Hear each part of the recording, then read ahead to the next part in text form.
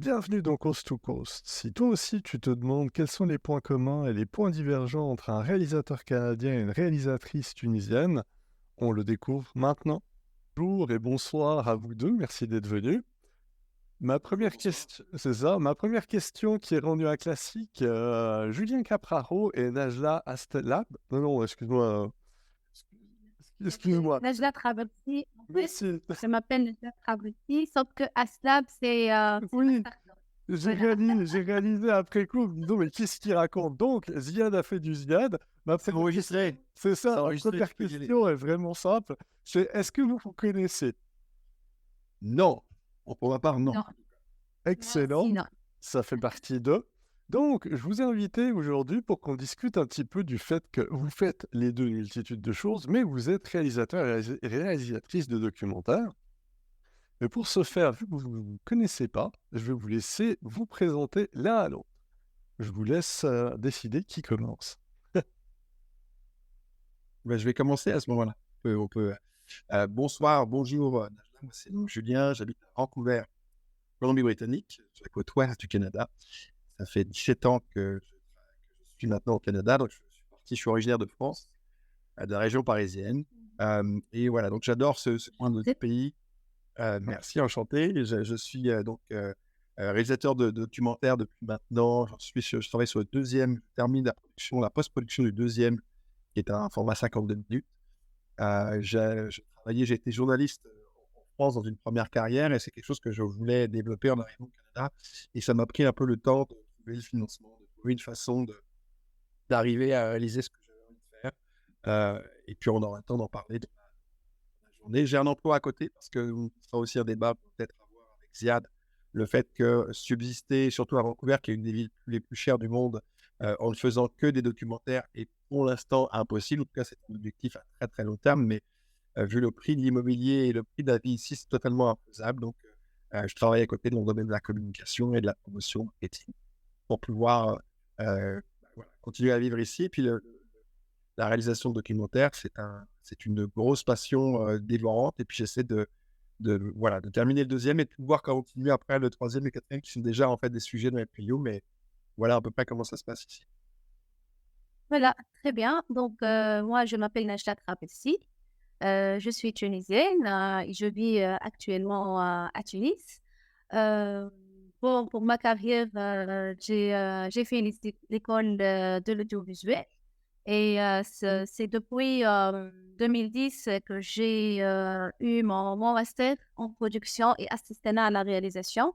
Et je me suis lancée comme officiellement comme réalisatrice de films documentaires, aussi comme scénariste et co-scénariste. Donc, j'ai perfectionné cette passion et ce métier avec Al Jazeera Documentaire parce que je travaille actuellement avec eux, mais toujours en mode freelance, c'est-à-dire on attend qu'ils ouvrent les appels à projets. Je pense et heureusement que je reçois toujours des avis favorables et au moins je fais un film ou deux films par année avec Al Jazeera Documentaire. Donc, j'ai contribué à un nombreux projets en tant que réalisatrice avec eux. Et voilà, peut-être pour le début, j'ai commencé en tant que menteuse au cinéma.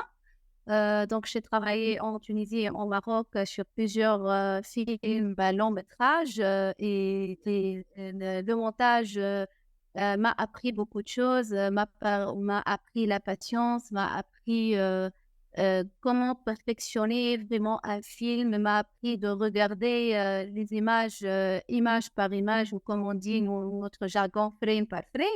Donc, tout ça m'a aidé à passer vers le poste de réalisatrice. Et en tant que femme arabe, maintenant, j'ai relevé des défis uniques dans cette industrie cinématographique parce que je n'ai pas peur. Je n'ai pas peur de confronter les problèmes, de prendre ma caméra, de filmer dans toutes les circonstances, dans toutes les conditions. Voilà, j'ai filmé dans plusieurs pays, la Tunisie, Djibouti, le Maroc, l'Égypte aussi, en Turquie, pendant la révolution tunisienne et tout le monde a vu les images. J'étais avec ma caméra et j'ai filmé durant ces circonstances difficiles.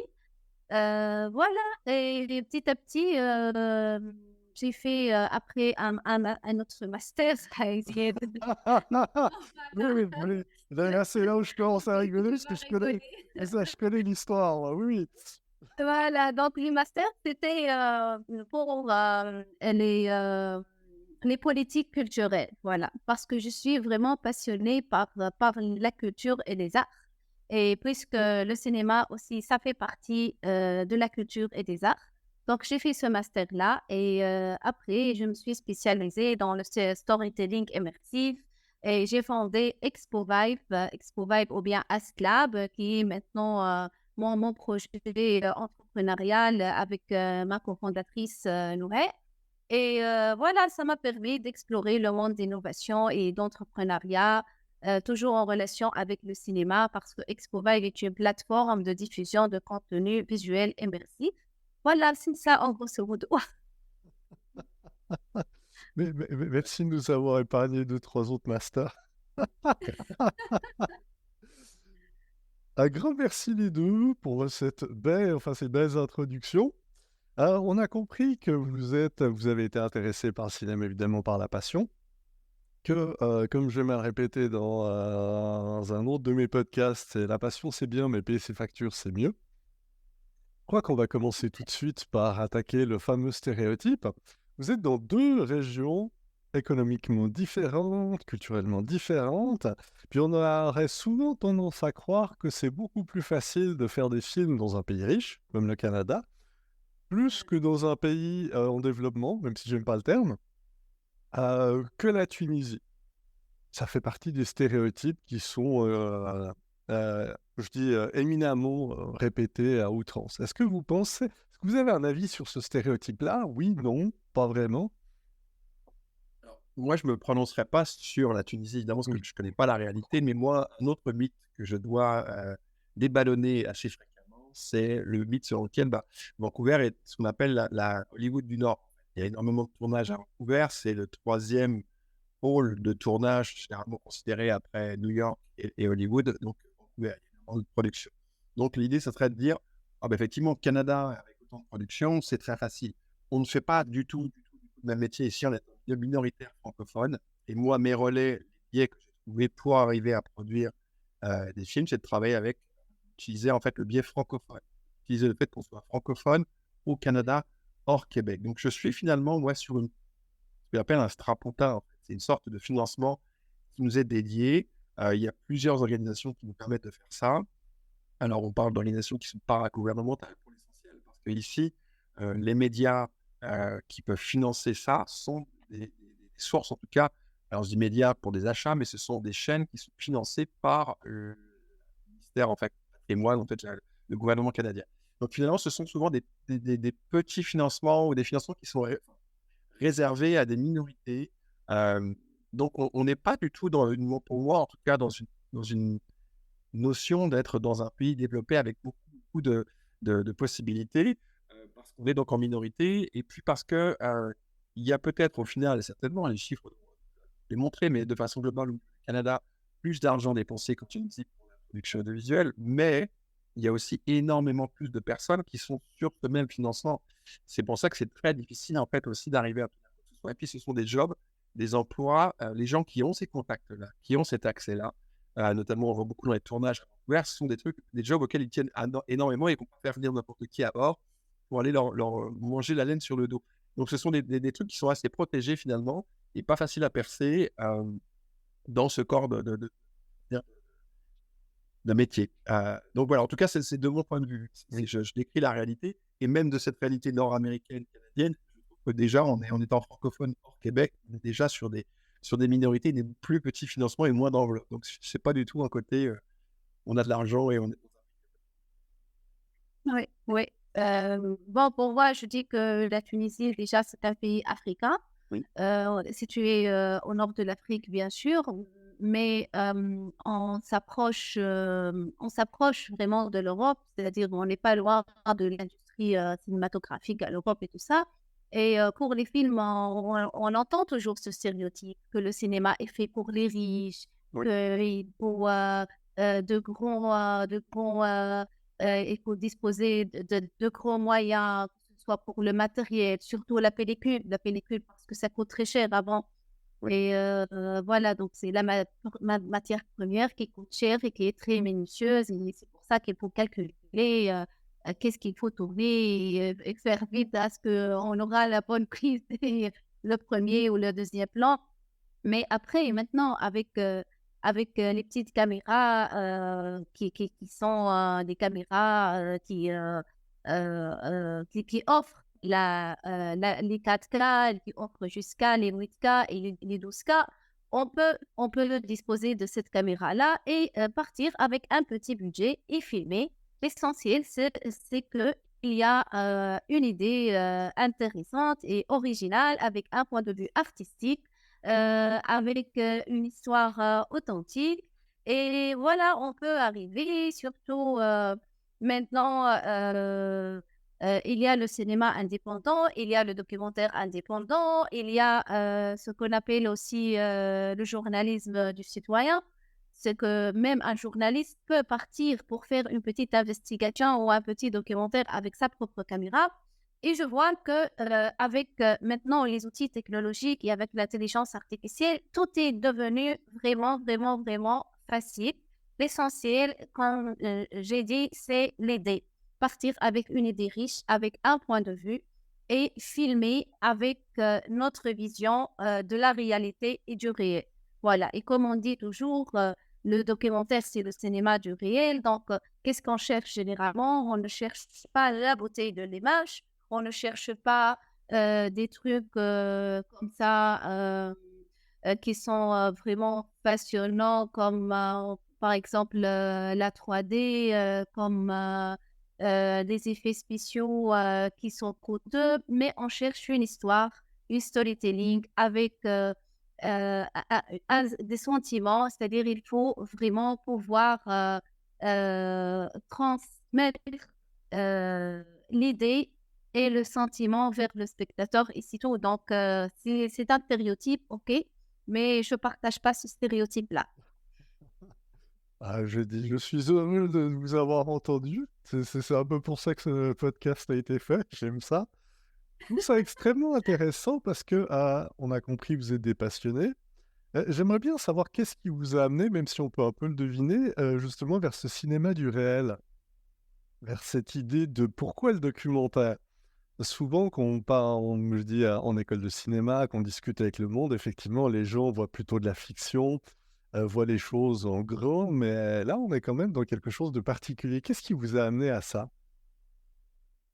Bon, pour moi, peut-être parce que je suis vraiment passionnée de Dziga Vertov. Ça, c'est un. Dziga Vertov, lorsque j'ai regardé le film L'homme à la caméra, c'est un vieux film, c'est depuis 1929, je crois, mais ce film-là était pour moi comme le premier déclic pour commencer à regarder avec, comme il dit, le ciné-œil, c'est-à-dire on regarde euh, euh, à travers l'œil mécanique. On regarde vers ce monde-là à travers l'œil mécanique et on transmet avec cet outil qui est la caméra, la vie du quotidien, la vie comme elle est. Et je vois que la fiction, ok, elle est là, elle est bonne, mais la fiction, comme on a dit, il faut vraiment partir avec des gros budgets. Il faut avoir une bonne écriture. Il faut vraiment penser aussi même à des fonds pour aide à l'écriture. Donc, il faut vraiment investir du temps et de l'argent, beaucoup d'efforts et avoir un networking très, très, très grand pour pouvoir faire des films comme ça. Par contre, nous, avec ce qu'on a, c'est-à-dire l'histoire, on peut saisir la vie à l'improviste des gens avec la petite caméra, sans aussi que la caméra perturbe cette vie quotidienne des gens. Et je vois que c'est vraiment impressionnant après de regarder les retours qu'on a déjà filmés regarder, par exemple, que tu reflètes une réalité des choses sans aucun artifice. Aussi, c'est très important parce que ça peut aider après pour que ça reste dans les archives, pour que ça entre dans la mémoire collective, que ça aide aussi pour écrire l'histoire. Ça aussi, aussi, ça peut aider même les gens à comprendre notre vie, notre quotidien, ce que nous avons besoin vraiment de comprendre. C'est le vrai cinéma, vraiment. On dit c'est le cinéma du réel, et c'est vraiment c'est le cinéma du réel. On peut, par exemple, créer des petites histoires dans ce cinéma du réel, ce qu'on appelle le docu-fiction. On peut créer des histoires alternatives que nous, en tant que réalisateurs, on va les inventer, entre guillemets, pour à peu près avoir un petit storytelling, un petit suspense dans l'histoire et tout ça. Mais ça reste toujours une histoire sans artifice, une histoire réelle, une histoire qui nous reflète, quoi. Merci. Et toi, Julien? Moi, c'est une approche, il n'y a pas de déclencheur, en fait, comme Najla avait avec un film. J'ai beaucoup de films qui étaient des films de fiction, ça qui est assez particulier. Moi, c'est venu de l'époque où j'étais journaliste, où en fait, j'avais un peu ce que tu fais aujourd'hui. Là, c'est pour ça que j'aime beaucoup les façons dont tu poses des questions. Euh, pour arriver à débloquer ces conversations avec ces gens-là. Et en fait, ce que j'ai découvert chez moi plus tard, c'était un talent, en fait, que j'avais de trouver des gens ordinaires qui faisaient des choses extraordinaires. C'est ça qui m'intéressait. Et c'est un peu ça qui m'attire, en fait, c'est d'aller chercher, d'aller découvrir des gens, de rentrer dans leur histoire, d'aller trouver des façons de raconter ces histoires-là. Le premier documentaire, c'était effectivement des gens qui ont des voitures francophones, françaises à Vancouver et qui vivent à travers ça. Il y a des gens qui n'ont jamais mis les pieds en France, mais qui avaient cette passion complètement en décalage comme ça, et donc leur vie est consacrée à entretenir les Citroën. Je trouvais ça totalement, et d'aller les chercher, d'aller comprendre ça. Et ensuite, le documentaire que je suis en train de travailler, on parle de télétravail. Donc, c'est un petit peu différent, mais il y a eu des rencontres fondatrices là-dedans, notamment le fait de pouvoir rencontrer la personne qui a inventé ça, et comment cette personne est arrivée en 72 à venir avec l'idée du télétravail. En fait, pareil, comment cette personne-là arrive à ce cheminement. Le cheminement, en fait, individuel de ces gens-là. Et puis ensuite, la cinématographie rentre dans la façon de, comme on a quand même une petite liberté de tourner, de monter, de la musique, les choix un petit peu. Là, on a fait des choix un petit peu décalés aussi, avec beaucoup de détournements, des choses un peu. On essaie de pousser un petit peu les camps, j'ai l'occasion de le faire en tout cas, au niveau infographique aussi. Et les projets qui sont les projets suivants, dont je peux parler parce que j'ai dans les bagages depuis quelques temps, c'est un monsieur japonais qui a près de 85 ans et qui décide de retourner à Paris pour tourner, en fait, d'apprendre à jouer de l'accordéon à 85 ans, parce qu'il était dans les années 60 avec Salvador Dali. En fait, voilà, cette histoire un peu comme ça. Et puis, il y a d'autres projets. À chaque fois, on passe de gens qui sont comme programmés pour faire une chose et qui partent complètement de travers, en fait, qui font totalement autre chose. C'est ça qui m'intéresse un petit peu. Donc, voilà, ça, c'est un peu le point d'ancrage chez moi sur qu'est-ce qui allume un peu la passion, un peu. Et c'est à chaque fois, c'est une histoire à raconter, un peu. C'est ça, c'est quelque chose, c'est quelqu'un qui allume. Dans le cas un peu du télétravail, là, c'est un peu le travail en général, c'est la pandémie qui a déclenché ça, qui a un peu accéléré. Mais c'est un peu atypique parce que sinon, tous les autres projets, j'en ai quelques-uns dans les cartons, sont tous liés à des individus qui font des choses qui sont totalement inattendues d'eux et qui partent un peu comme ça. Donc, ça, c'est très commun chez eux. C'est pas pour vrai, c'est passionnant de vous écouter comme à chaque fois. J'hésite entre deux questions. Comme je vous ai dit, si vous avez des questions à vous poser, n'hésitez pas. Je trouve ça très intéressant parce que on va aller avec la question culturelle. On a tendance aujourd'hui à croire, à tort ou à raison, que tout le cinéma est basé sur les codes hollywoodiens. Même si on peut parler de la nouvelle vague, etc. Mais actuellement, on suit beaucoup les standards américains. Vous qui travaillez à Vancouver et puis à Tunis, vous qui avez travaillé éventuellement avec d'autres régions, qui avez différents bagages, même si c'est un peu différent pour toi, Julien, si tu es originaire de France, puis tu es dans une région multiculturelle, est-ce que vous avez l'impression de votre culture propre, tunisienne, française, néo-canadienne ou canadienne, apporte un œil un peu différent sur la structure, la façon de travailler le documentaire, ou ou pas autant que ça? C'est une très longue question. Non, Personnellement, oh, vas-y. non, vas-y, Julien. Moi, j'en suis persuadé, je suis de plus en plus intolérant, entre guillemets, avec le haut standard hollywoodien qui est basé sur des tonnes d'effets spéciaux. Moi, ça me fatigue. Mais ça, c'est une partie de la culture nord-américaine. Il y a énormément de gens qui font des documentaires enfin, et des films très originaux. Alors, c'est vrai que c'est comme si le truc hollywoodien, c'est l'arbre qui cache la forêt parce que c'est une force économique qui est telle. Mais je suis, moi, en tout cas, je me sens très, très en décalage de ça. Alors, c'est aussi un peu une double appartenance parce que je sais qu'on est très soumis, nous, ici, en milieu minoritaire, à cette culture dominante nord-américaine. Mais je reste fondamentalement, et ça, c'est une question sur l'identité de chacun, extrêmement français parce que je débute ici début de trentaine et donc on est forcément très imprégné de ça. Je pourrais habiter en France ou au Canada jusqu'à une retraite bien passée, je serais toujours fondamentalement très français et donc on est très imprégné de ça finalement, d'un nombre de valeurs qui est très important. On a des références culturelles. La puissance de la langue est telle aussi que le fait de raconter une histoire en français ou en anglais ou j'imagine en arabe va avoir un impact différent sur la façon dont on aborde les personnages. Le premier documentaire, il est extrêmement lié, quelque chose d'extrêmement français. C'est même de là que part entièrement l'idée. Mais je pense que la façon de le faire, la musique, tout, on commence par des musiques qui sont extrêmement... et même dans ce film-là, qui est très imprégné, par contre, il est très bilingue. Je suis persuadé que moi, je suis très comment dire, imprégné de références culturelles qui vont jusqu'au dans des easter eggs, là, des œufs de Pâques qui sont cachés loin dans le documentaire où je fais référence à des trucs très très français. Donc ça reste imprégné, même dans la façon de filmer, l'approche. Je pense que c'est très important. Et que pour moi, en tout cas, le code olympien est quelque chose c'est présent, mais je le pense à négatif.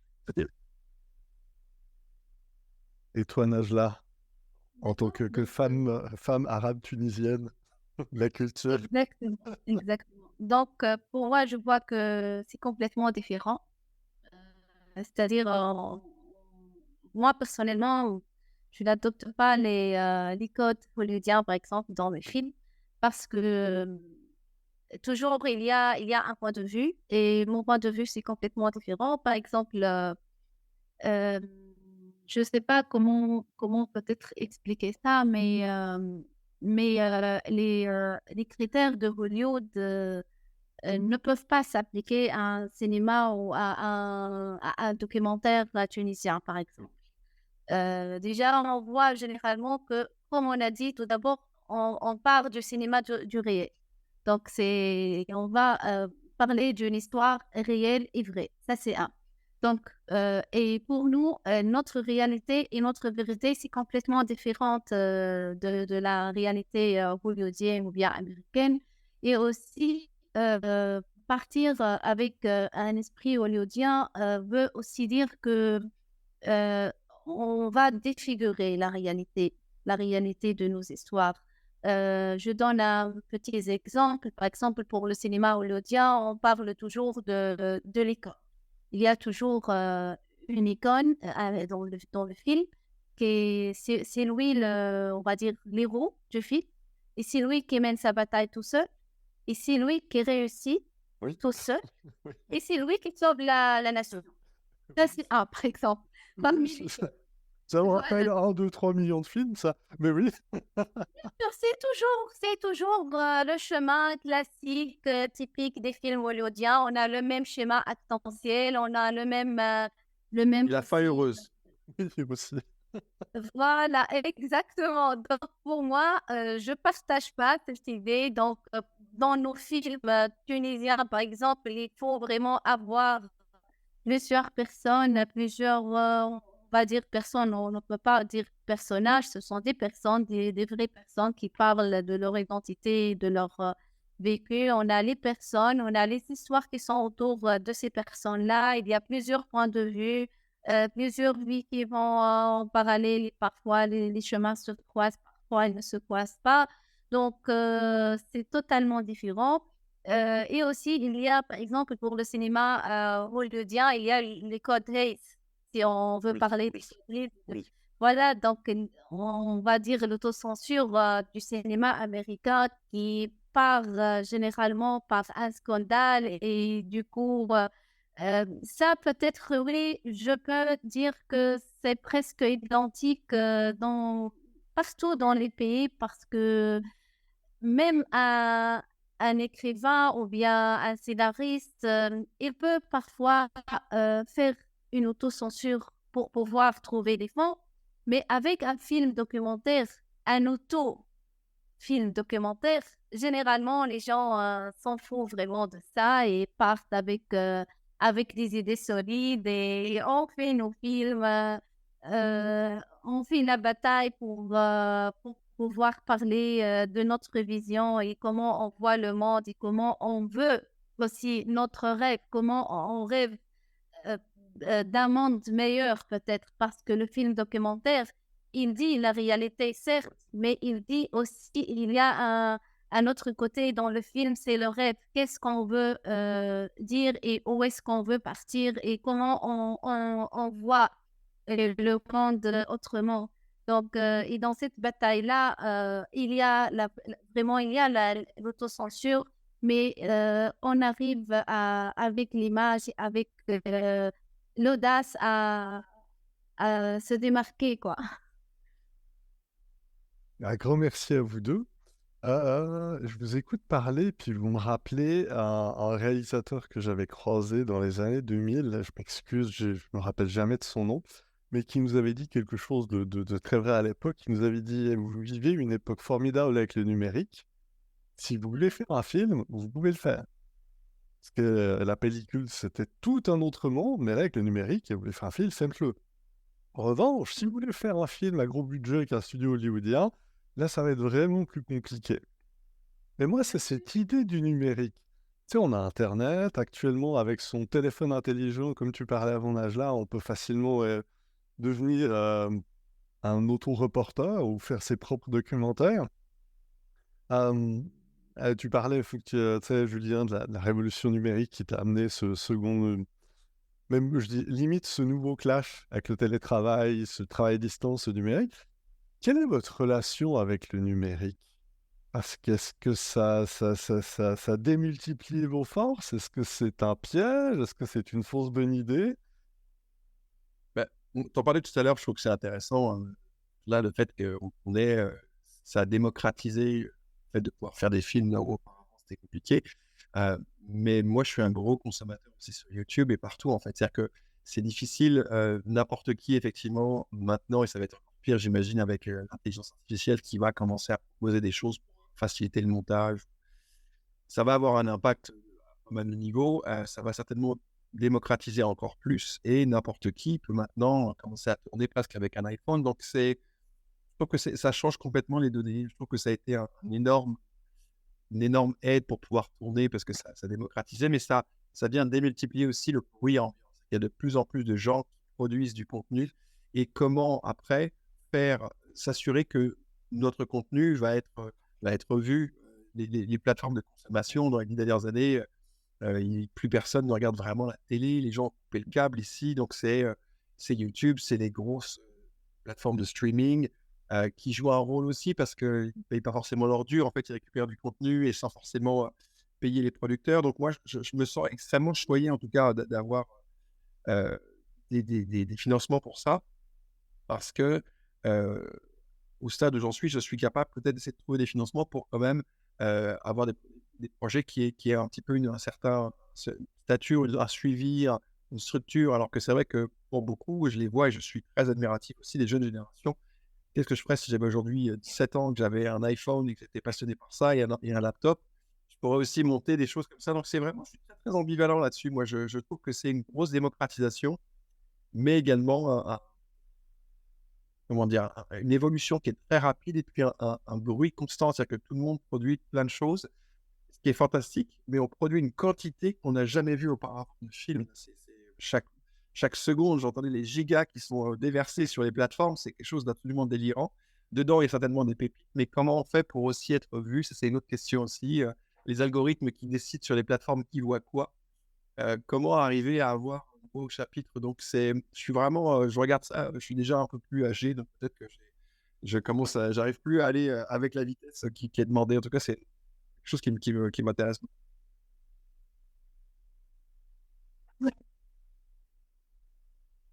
Je vais en profiter, je vais faire du pouce là-dessus. C'est extrêmement intéressant parce que, tu sais, on parle des plateformes, on parle de la petite planète qu'on est. Mais veut ou veut pas, on a quand même très peu accès à, j'allais dire, à votre cinéma.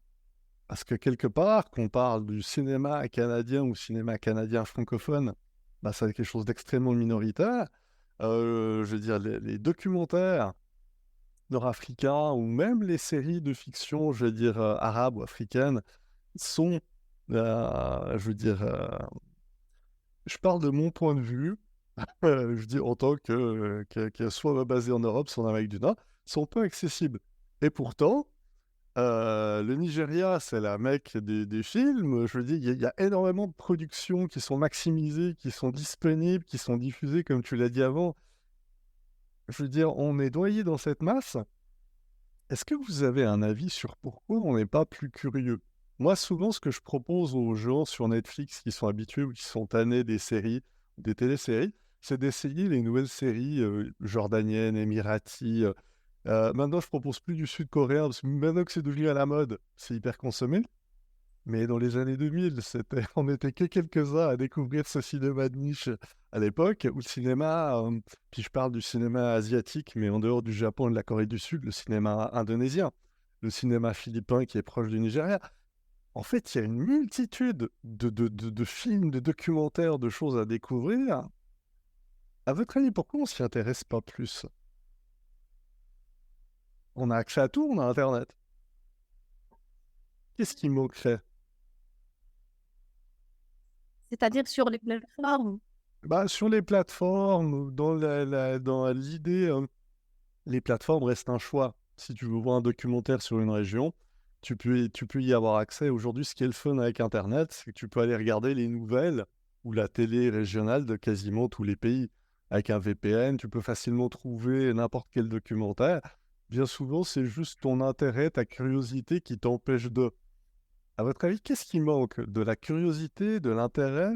Parce que Internet, ça, c'est Du facile. temps. Du temps, en fait, on est tous très pris dans chacun de nos vies, mais tu as raison, la curiosité, c'est la première chose, la connexion, souvent la référence personnelle.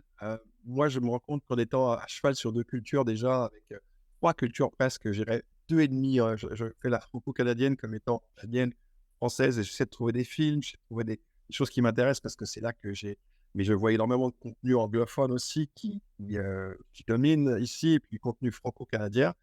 Mais c'est le manque de temps, de ressources, d'idées, et souvent de recommandations. Ça passe toujours par on revient à l'humain, souvent aux articles. Quelqu'un, si par exemple, tu me dis demain, j'ai regardé ce documentaire, bulgare qui est, à tomber par terre, c'est ça qui va faire qui va faire que je vais aller voir, mais sinon j'aurais pas forcément ou là, avec la connexion avec l'âge et d'aller voir, ce qu'elle a produit, ça va me donner en fait, il faut ce lien humain, interpersonnel pour aller vers autre chose parce que sinon le monde est trop en fait, ce que j'aborde souvent, moi, c'est la notion de bruit ambiant. Il se passe tellement de choses, on est bombardé par rapport aux années 80. Le nombre de stimuli qu'on reçoit dans la tête par rapport à ce qui se faisait, c'est des sonneries constantes partout sur le téléphone et cetera. On est en train de se stretcher un peu, d'être vraiment au maximum de nos capacités. Donc moi, en tout cas, de façon personnelle, j'ai du mal après une journée pleine et cetera, à avoir la bande passante suffisante pour aller chercher autre chose. C'est surtout ça.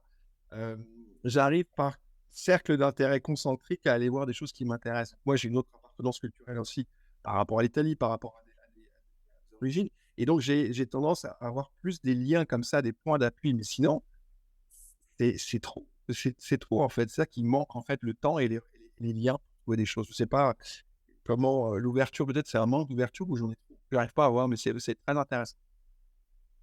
C'est une Oui, très bonne question. peut-être autre chose, Julien, je crois que peut-être le fait qu'il y a les initiatives, mais elles ne sont pas très regardées, que généralement, parfois on ne s'aperçoit même pas de ces initiatives. Pas que ce sont, il reste toujours des initiatives individuelle. C'est-à-dire, lorsqu'on parle, par exemple, du modèle économique du cinéma, lorsqu'on parle du modèle économique du cinéma, surtout maintenant avec l'émergence de nouvelles technologies, et avec le Web3 et avec qu'est-ce que ce Web3 peut offrir au cinéma. On peut, par exemple, mettre maintenant tout sur les plateformes et aussi, à mon avis, il faut partir avec une vision, on va dire, une vision globale pour pouvoir créer les genres. Parce que quand nous, on va regarder des films, par exemple, nous, pourquoi on regarde les films italiens? Pourquoi on regarde les films américains? Pourquoi on regarde les films japonais? Parce qu'il y a des genres.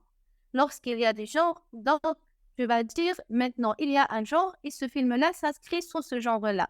Donc, il y a une certaine légitimité, une certaine notoriété pour ce film-là. Mais nous, on travaille, on fait des films. Il y a, par exemple, le cinéma tunisien, je ne sais pas, le cinéma canadien. Mais ce sont toujours des initiatives comme ça, privées, qui viennent soit un appel d'offres,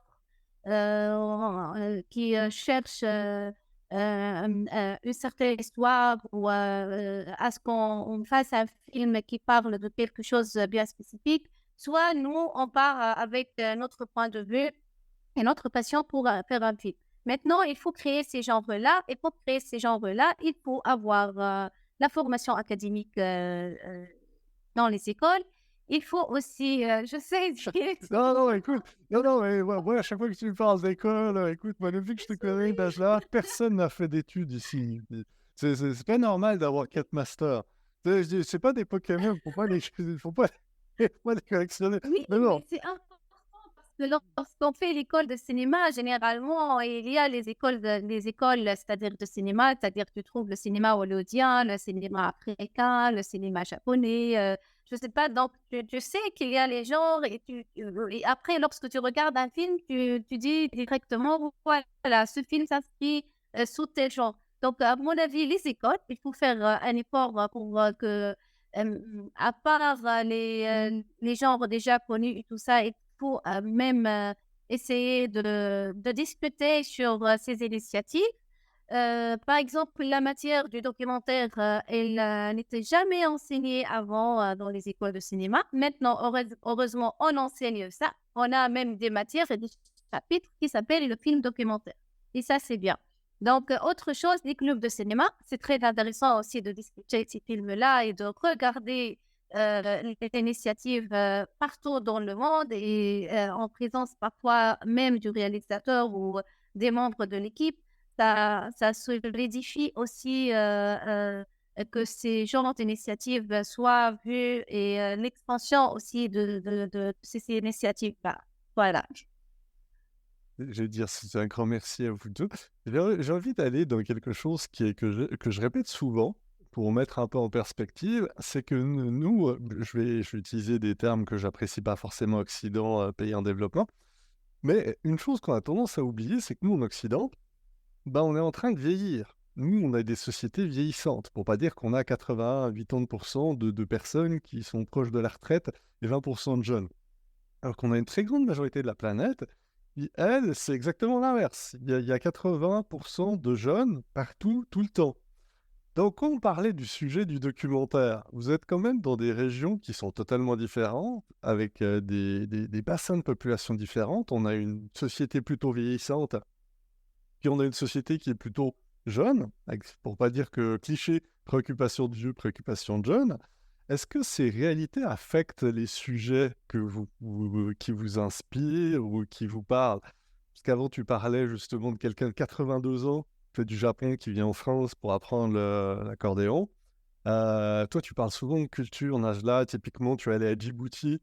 Je connais un peu le parcours, donc tu sais, t'étais allé chercher de la culture locale au détour du guide pour aller chercher des choses qui sont encore extrêmement vivantes et qui sont pourtant pas d'actualité. Jusqu'à quel point ça vous guide, ces réalités dans vos régions respectives? Ou au contraire, ça vous guide pas du tout, puis vous êtes seul, seul maître et maîtresse à décider, c'est ça, puis c'est tout. Moi, je tendance à penser que c'est la société, en fait, l'âge moyen, mais c'est l'âge du capitaine aussi, qui finit par avoir. Non, mais c'est que les intérêts évoluent avec l'âge, on a une maturité, puis une façon de voir les choses qui peut évoluer. moi, je pense que c'est plus ça, des rencontres, pas la même approche à 50 qu'à 20 ou à 70. Il y a ça qui est important aussi. Euh, Pas seulement l'âge de la société. Alors, c'est vrai qu'on va se retrouver, j'imagine, et là-dessus, c'est peut-être ce qui se passe en Tunisie, si on a une société qui est beaucoup plus jeune avec des thématiques qui vont être très différentes. C'est de là, en fait, hein, c'est de là que ça va partir. Ici, on a des thématiques qui évoluent aussi. Alors après, on est par rapport, on peut être stratégique dans la façon d'aborder certains sujets, parce que tu en faisais référence à ça tout à l'heure, Najla, souvent, il y a des appels d'offres, il y a une direction quand même. Donc, il faut essayer de se cerner pour être stratégique, pour pouvoir se donner une chance que le sujet puisse voir le jour et qu'on ait le financement qui va avec. C'est de comprendre les forces en présence. Nous, ici, évidemment, je faisais référence à ça tout à l'heure, il faut que le sujet, quand même, ait un intérêt francophone. Il faut qu'il y ait quelque chose qui soit lié à une forme d'originalité pour pas que ce soit quelque chose qui soit faisable partout dans le monde. Donc, peut-être que c'est un peu ça aussi. Donc, je pense que c'est le hasard des rencontres, les envies, les influences stratégiques pour choisir des sujets. Et puis, ce qui se passe concrètement, parce qu'on disait depuis tout à l'heure, on parle de documentaire, on documente la réalité. Donc, on part sur des choses qui sont existantes. Donc, c'est ça qui me dirige beaucoup.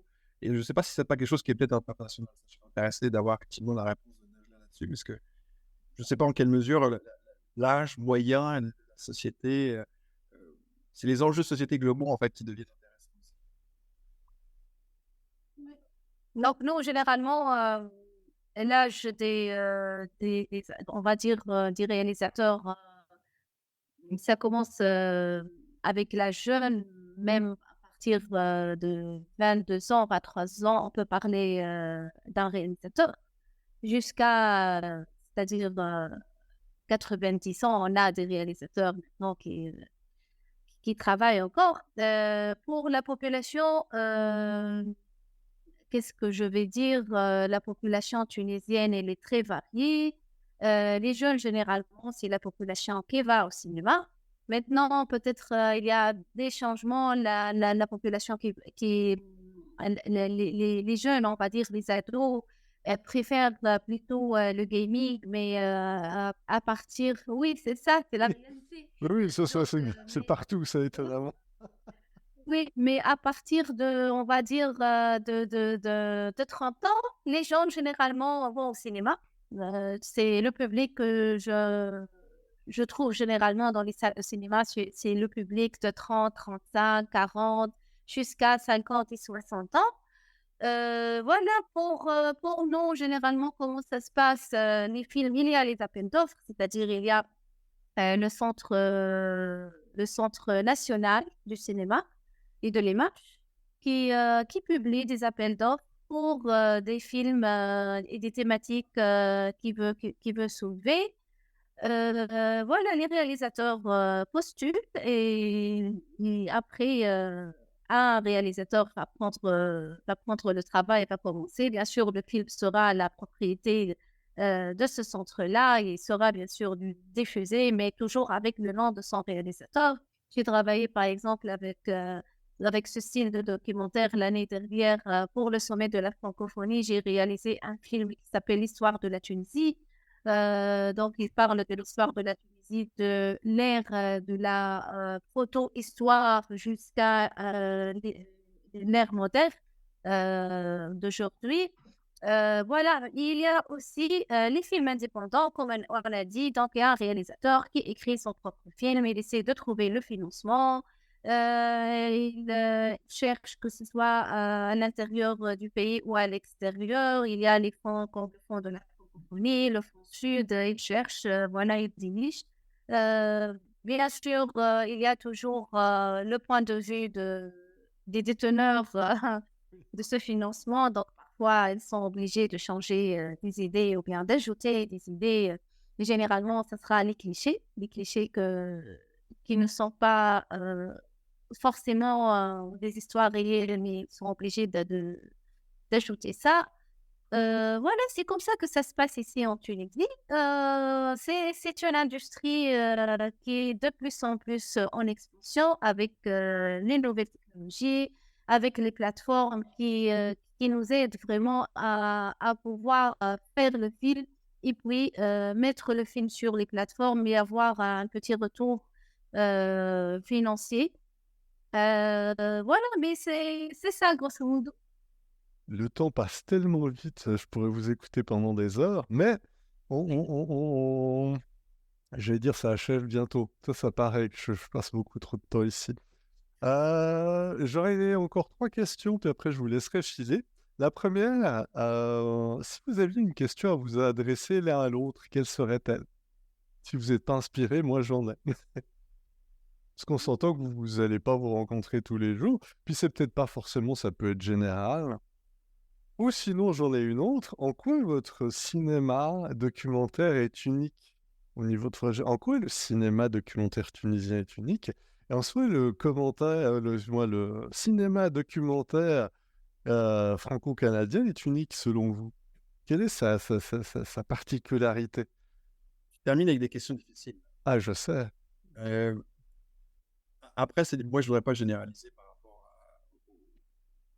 au documentaire, en fait, franco-canadien, parce que même là, en fait, le territoire est immense et les réalités sont très différentes, qu'on soit francophone, et on voit beaucoup de gens en Acadie, notamment sur la côte est atlantique, Oui. qui ont une réalité très bilingue, et puis nous ici qui avons une réalité très mixte avec des gens qui viennent du Canada francophone, mais d'Europe, d'Afrique. Il y a beaucoup de gens qui viennent aussi de plus en plus maintenant de partout en Afrique qui viennent s'établir à Vancouver. Donc c'est vraiment une diversité dans un territoire qui est énorme. Je ne sais pas combien de fois la taille de la Tunisie est-ce que la Colombie-Britannique, juste la province dans laquelle on est fait, c'est que c'est déjà 2 fois la France, la Colombie-Britannique en termes de taille, juste pour donner une ampleur. Donc la Tunisie, ça doit être un peu plus. Et donc, on a une grosse diversité. Donc, la réalité qu'on va traduire entre la côte Est et la côte Ouest, donc qui sommes ici, c'est un chiffre que je donne souvent, en fait, on est francophone à la région Colombie-Britannique et notamment Vancouver, on est entre la 7e et la 8e langue parlée en termes de classement. On est très, très loin. Il y a beaucoup de minorités asiatiques, notamment, qui sont avant nous. Donc, notre réalité ici, elle est fondamentalement très, très différente de ce qu'on va avoir sur la côte Est. Et je pense que ça se ressent dans les projets. L'environnement géographique est à nul autre pareil et vraiment très différent de ce qu'on a dans d'autres coins, ne serait-ce qu'à 2 heures de Vancouver. Donc, tout ce qu'on va avoir tendance à faire, là, tous les films, tous les projets que je pourrais avoir, ils vont être très ancrés dans la réalité, finalement, de la région de Vancouver et de la Colombie-Britannique. Je pense que c'est ça, surtout, qui va... Ensuite, il y a le regard de réalisateur, la façon dont on va faire les projets, etc. Mais c'est fondamentalement, en fait, très, très, très... Une bonne partie des productions, c'est quand même des productions qui traduisent d'une réalité et d'histoire personnelle et des choses comme ça. C'est quand même un cinéma d'auteur, c'est des choses qui sont quand même très locales, sachant que je trouve que la voix plus pan-canadienne, elle revient plus au Québec, qui a plus de fond et qui est capable de... Oui. Alors, ils ont des défis, attention, ils ont des gros défis au Québec aussi, parce qu'ils ont tendance à penser que les Canadiens francophones s'arrêtent chez eux. Bon, en l'occurrence, c'est quand même donc effectivement environ 9-10 millions de Québécois et 1 million de francophones hors Québec. Donc, il y a un rapport de force qui est important, mais je pense que je trouve que le cinéma et les documentaires québécois je vois ça comme presque comme un autre pays. On est vraiment sur des problématiques. Je regardais les quelques projets, des problématiques et des histoires très différentes. Donc, finalement, on est vraiment dans des micros à l'ère de la mondialisation. On se retrouve quand même avec des choses très, très, très particulières et très uniques à l'endroit où on vit. Et toi, Najla? J'ai tellement envie de dire cette bêtise-là. À part le cinéma Harissa. Alors, non, Oui, en fait, moi qui mange pas épicé, c'est ma kryptonite, moi, la harissa. Mais Najla, le cinéma documentaire tunisien, qu'est-ce qu'il a de différent, de plus, de... Toi qui as travaillé au Maroc et ailleurs. oui, oui, oui. En fait, la Tunisie, comme vous le savez tous, c'est un petit pays qui vient dans le bassin méditerranéen. Et la spécificité de la Tunisie, peut-être que c'est un pays très, très, très riche au niveau du patrimoine, de l'histoire, de la culture. Donc, c'est un passage, vraiment, la Tunisie, c'est un passage là où toutes les civilisations sont passées. Déjà, le mot Tunis revient à Tinas. Et Tinas veut dire la clé de l'Afrique. Donc, pratiquement, on est la clé de l'Afrique. On est très riche niveau patrimoine et niveau les populations et les civilisations qui ont passé de là.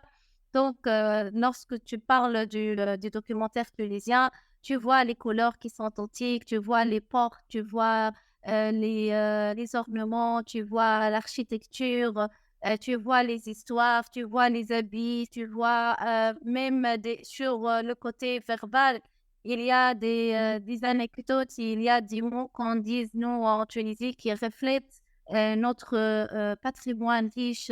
Parfois, ça peut aller jusqu'à la population, plutôt la civilisation arcide ou bien la civilisation romaine ou la civilisation phénicienne. Donc, peut-être que c'est ça. Donc, contrairement à ce que dit Julien, ici, il y a la mosaïque, mais toujours la mosaïque tunisienne. Pas d'autres, peut-être, il n'y a pas beaucoup de gens qui émigrent, qui viennent pour s'installer ici et qui peut-être travaillent sur l'ancrage de leur culture ici. Donc, la culture qui est ancrée, c'est purement la culture tunisienne, comme elle disait, de la harissa, par exemple. Donc, tu ne trouves pas un documentaire où il n'y a pas de harissa, où il n'y a pas de spécialité culinaire tunisienne. Donc, c'est ça, même nos documentaires, puisque ça reflète, comme on a dit, le réel et la vraie vie, tu vas trouver des trucs qui reflètent la Tunisie telle qu'elle est. Et lorsque tu vois l'image, tu sens que c'est la Tunisie, c'est différent même du Maroc, même de l'Algérie qui sont nos voisins. C'est pratiquement différent. Voilà. Je dis un grand merci à vous deux. Comme à chaque fois, c'était des chouettes minutes passées ensemble. Il est certain que je vous réinviterai puis qu'on pourra rediscuter soit d'un sujet plus particulier. Un grand merci Julien. Un grand merci Najla Trabelsi. Tu vois, cette fois-ci, je ne l'ai pas oublié, je vous fais à vous deux.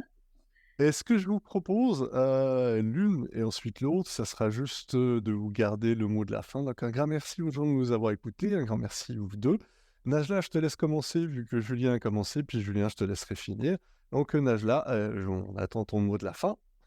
Bon, je vous remercie pour cette occasion. La discussion était vraiment un plaisir pour moi. Merci Julien de partager avec moi ton expérience. Voilà, donc je dis à la fin que on reste avec cet amour au cinéma. Euh, Vivez et gardez ce rêve et allez au cinéma. Merci Najla, à toi Julien. Bah, merci. Bah, moi, ce que j'en retiens un petit peu et je fais le lien, donc je suis ravi de la rencontre. Et puis, comme je disais tout à l'heure, en fait, c'est ça, c'est comment étendre ses horizons. Et puis, bah, moi, j'ai la curiosité d'aller voir les documentaires dont tu as parlé sur l'histoire de la Tunisie. Je pense que j'ai d'autres personnes qui vont être intéressées aussi. C'est ça, comment est-ce qu'on s'ouvre, comment est-ce qu'on a d'autres idées, en fait. C'est juste, bah, on en revient encore une fois à l'humanité. On en revient à se parler, de laisser les réseaux sociaux et puis bah, de laisser des rencontres comme ça se faire. Donc, très belle rencontre. Merci beaucoup d'avoir organisé ça, Ziad. Et puis, j'espère que tu as commencé à te mettre à ça un peu parce que c'est pas vraiment possible ce soir. Faut travailler là-dessus. Là. Encore merci pour votre écoute et à bientôt. Bye bye.